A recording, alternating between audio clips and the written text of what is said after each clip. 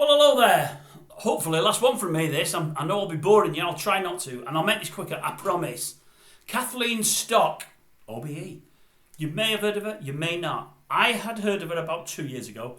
Couldn't remember her name because I didn't know her previously, but I read a piece on her, and I've read something else in the paper today, and I thought I'd like to share it. This might get me some brickbats. I don't care, it's just my views. She is a lady that I think walked out on a job at a university. I've wrote it down, I can't remember. Sussex University in 2021. She walked away because the trans lobbyists wanted her out and were giving her absolute nightmares. I'll just read you a little bit about her and see what you think. She's described as a mild-mannered 61-year-old lesbian. As I say, I've got no problem with what gender, race you are. No problem, that's fine. That's no worry at all. Mild-mannered is always nice. I can be mild-mannered, although often I'm very angry. I'm not always mild-mannered. But she walked out in a row over transgender rights. And a couple of things that she said struck a chord with me. She's wants women's changing rooms and toilets to be kept as women's changing rooms and toilets and not shared. I've got one wife. I've got 3 kids, 2 of which are female. I've got 3 grandchildren, 2 of which are female. I want them to have their own toilets and changing rooms. I just do. None of them yet have transitioned or turned to anything else. They may do, I don't know. I doubt my daughters will now. They've both got children and they're older, but it's happened. Look at Philip Schofield. He was supposed to be straight until he was about 58 and then turned gay. So anything can happen. My grandchildren, they're 6 and 7, they could transition. I don't know, they could do anything. But even if they did in 20 years' time, I wouldn't want them sharing toilets and changing rooms with women. That's just me. Maybe I'm wrong. Let me know, I'm sure you will. But I don't agree with it. And I believe she joined the list, the prominent list with so there's her, what's her name again, Kathleen Stock, J.K. Rowling, who I've done something about, and Julie Bindel. They're a list, they're the top of the trans lobbyist lists of prominent hate figures. Now, I don't know Julie Bindel, never heard of her, I've not looked her up. Don't know her at all. But if the trans people hate her, I think I'm probably going to like her. Don't know her at all. The reason she's in the news, Kathleen Stock, is, on I think it's Wednesday of this week, the Oxford Union, I mean, I've never been to uni, so I'm not all highbrow.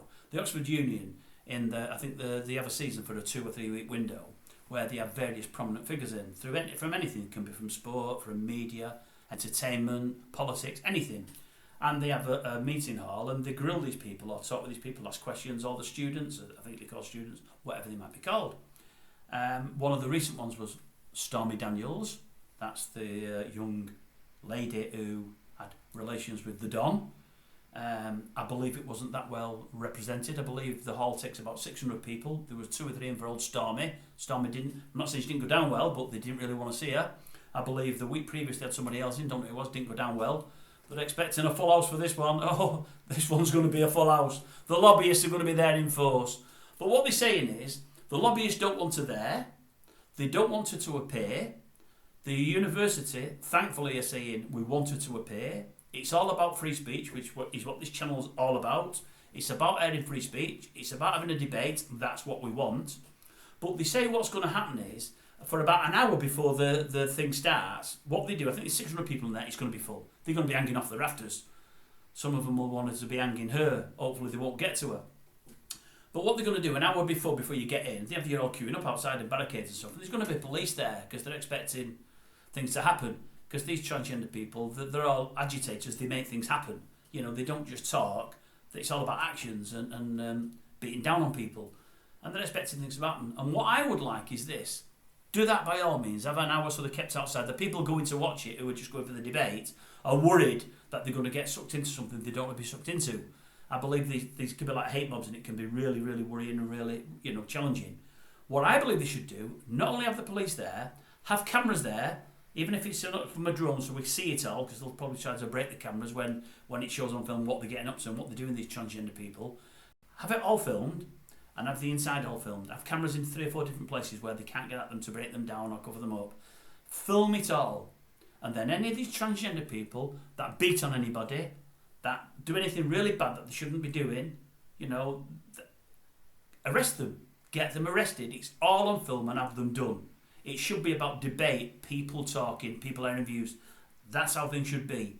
There should be no strong arm tactics and no nastiness. That shouldn't be involved. And as I've said before, these gender people that are forcing issues and and actually being aggressive and physically aggressive and manhandling people for having a different view to theirs, they're making their movement much, much, much harder. Do they not see what they're doing? It baffles me that they're going as far as they are. It baffles me that they call it, I'm not with these newfangled thing, cancel people, the cancel culture. It just baffles me, and I'm amazed we're still standing for it.